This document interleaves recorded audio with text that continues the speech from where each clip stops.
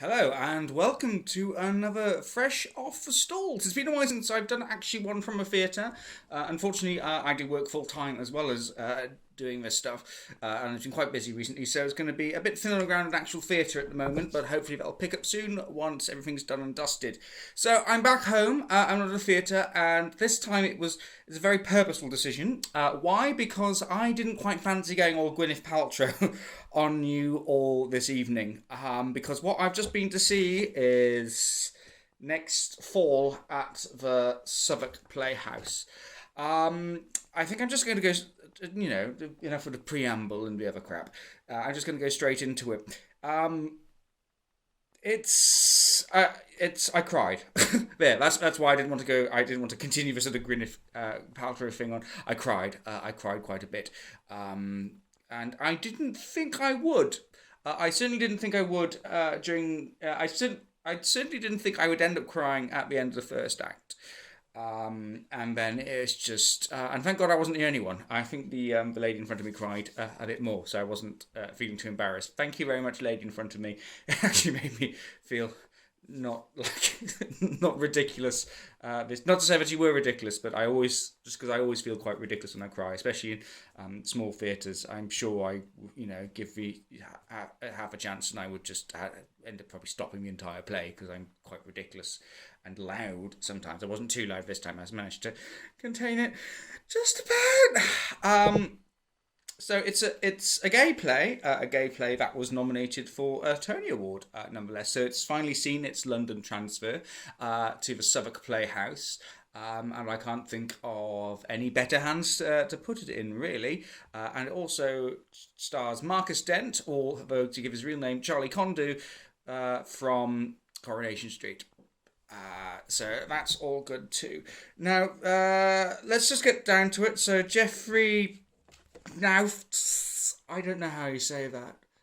It's a thing. I deal in writing rather than speaking usually, so I will just check the spelling on this, probably get it wrong, and have to correct it later. But Nauffts and Futsi, Nauffts, Geoffrey Nauffts. So his writing, so it deals with primarily with sort of religion and sexuality, and that's quite a spiky subject. But it also deals with, a fear and an inability to come out. So I mean, it's for LGBT in particular. This is going to be quite. It's going to hit a nerve a little. Now, it really does with me. I'm not going to go into the full reason why issues surrounding religion and sexuality hit a nerve for me. I don't want to go into the whole sob story. This isn't the X Factor. But interestingly, because of that, especially at the end of the first act, the first word that came to my mind is shallow. Now, that's a very negative word, and I think that's a really unfair word to use for this, but I'll tell you why if that was my very sort of knee-jerk thing before.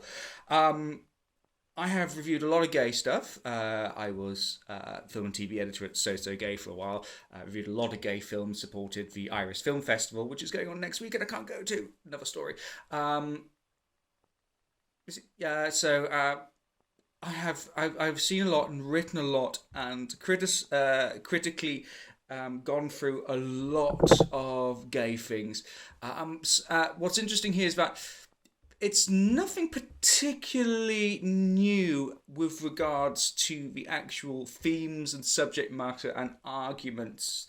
And I mean, and what I meant by shallow is that it doesn't go too deep beyond what many, but not all, will have had before. But what's really, really interesting and what really marks this play out as a brilliant play is that whilst it doesn't give us too new a twist on anything with regards to the actual themes and arguments, what it does, it wonderfully frames it very humanly.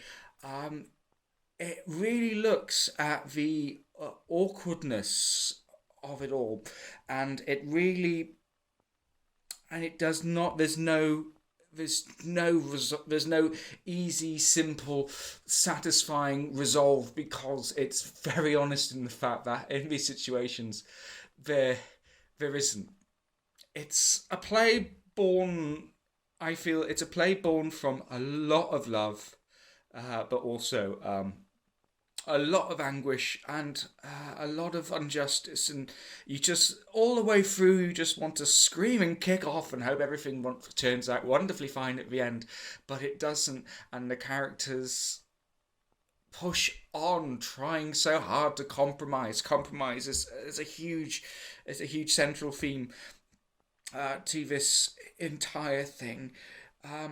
Oh my god, I'm actually starting to cry just thinking about it. Leave Brittany alone! Give me a moment, please. Yeah.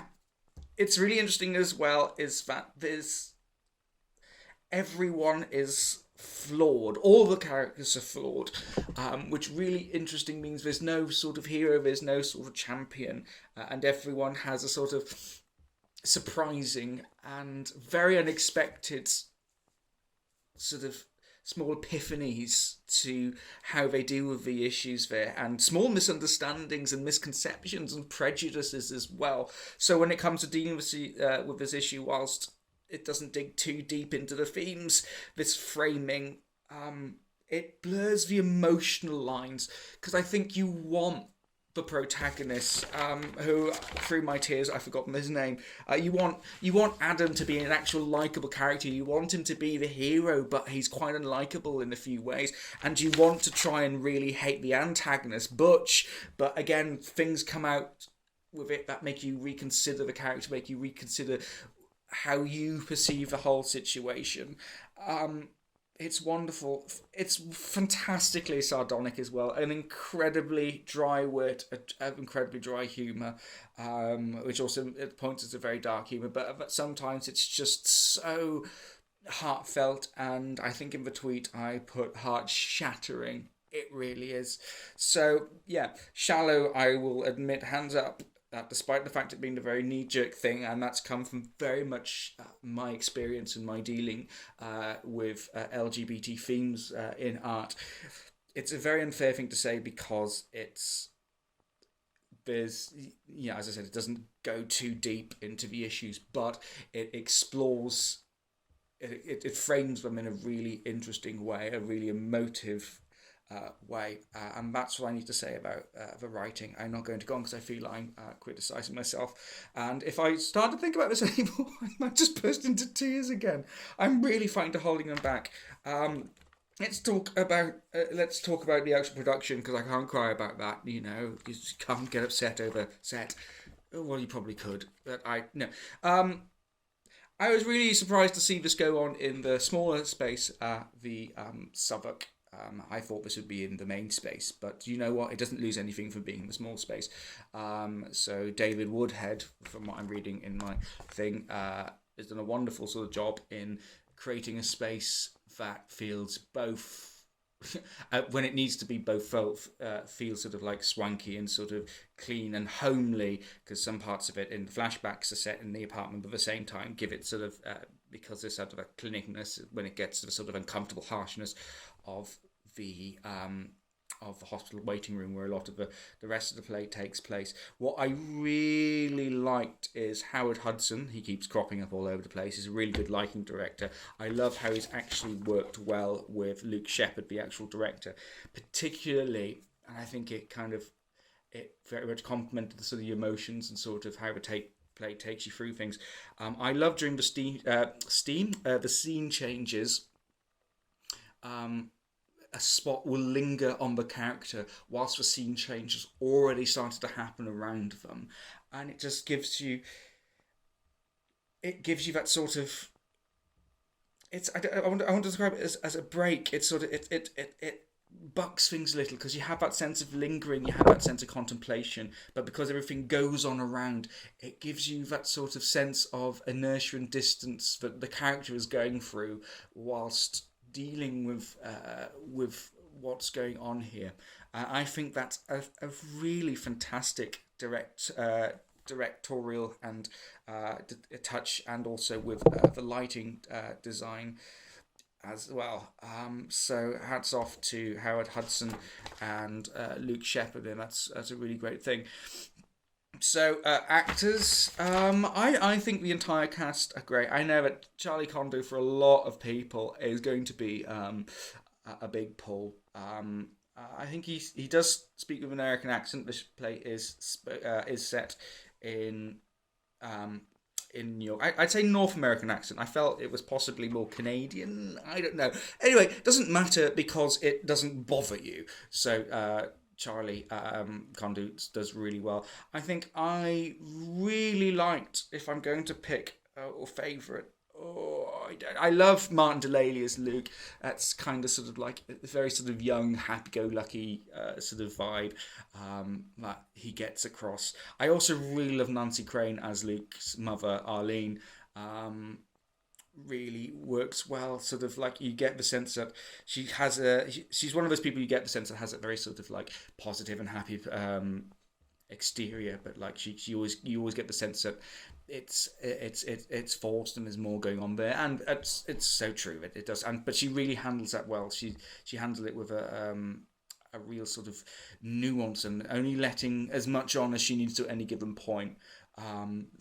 So hats off. Condou, you're great. I have to say I like Martin Delaney and Nancy Crane, but it's picking people for the sake of it. The entire cast work really well on this.